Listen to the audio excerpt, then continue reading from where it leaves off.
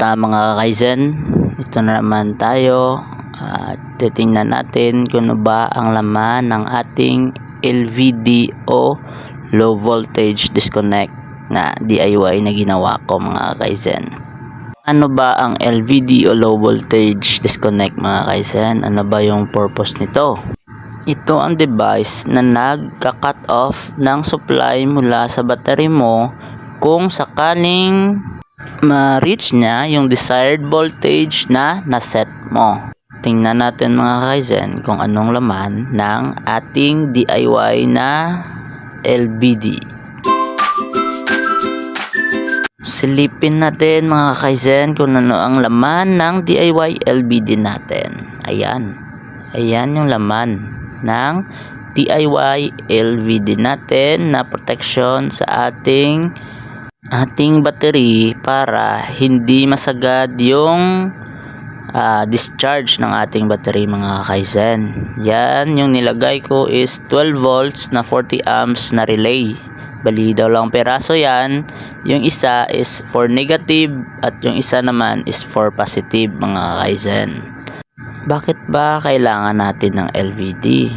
Yung LVD ay protection ng ating system sa small setup mga Kaizen.